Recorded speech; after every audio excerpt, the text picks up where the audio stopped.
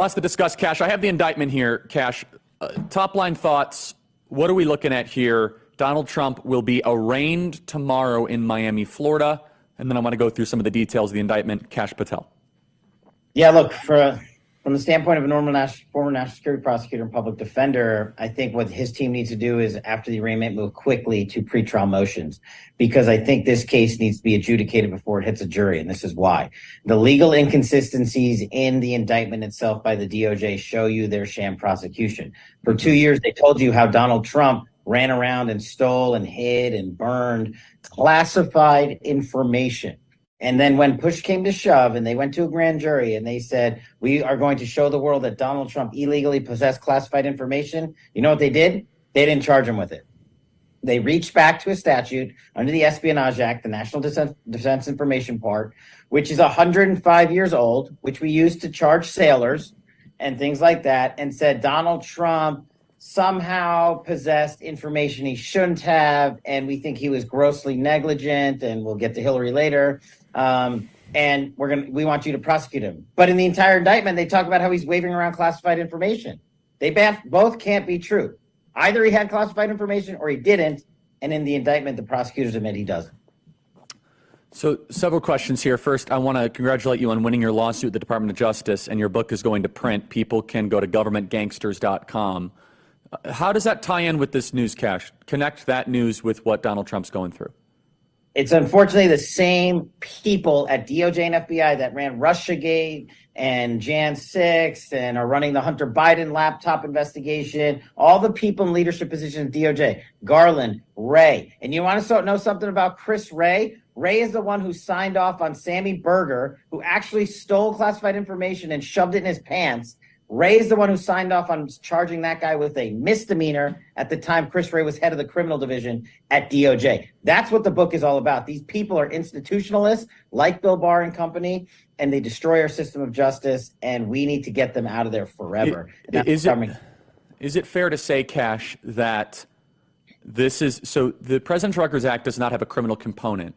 So they introduced this Espionage Act of 1917 that was passed shortly after the United States entered World War I by Woodrow Wilson, one of America's worst presidents by far.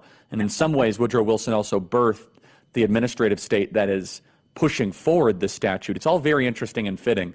We in a lot of ways, are living in the country that Woodrow Wilson built, former head of Princeton University, historicist, German historicist who hated the country, hated the founding, and became president because Teddy Roosevelt ran as a third party in the election of 1912. Looking through this indictment, though, Kash, something's missing for me. I don't see anything about destroying documents. The government got everything back. So what the heck, man? Did the Iranians pay Donald Trump $5 million for a document? Did the Russian Federation get Ukrainian troop movements? Yeah. What's the damage here? And you pick up on a very fine point of the indictment that I think wrecks its entire precipice.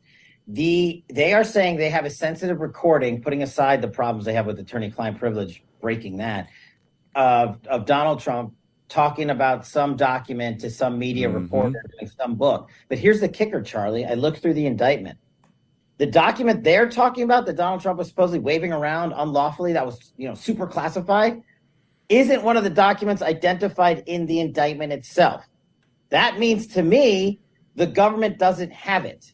And what are they going to do? They're going to go in there and ask the judge for a spoliation of evidence reading to the jury. What that means is they're going to say Donald Trump was so reckless and we, the government, tried so hard to find this document, but we think he destroyed it. And that should prove his guilt. Now, that is a charge or reading that instruction that can be given to the jury. But I don't think the government has this document. It goes to your point. He didn't destroy anything. He didn't do anything unlawful. But then where do you think that document is then, Kash? I don't know. I don't even know if the government knows what document they're talking about. And here's the thing, Charlie. I can relate to that.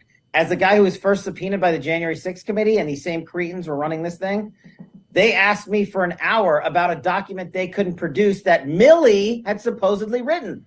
And I said, can you just show me the document so I can see it? And they said, we don't have it. And I said, so how do you want me, the guy you're targeting, to answer this question if you can't produce the document in question. And I think they're using the same play here.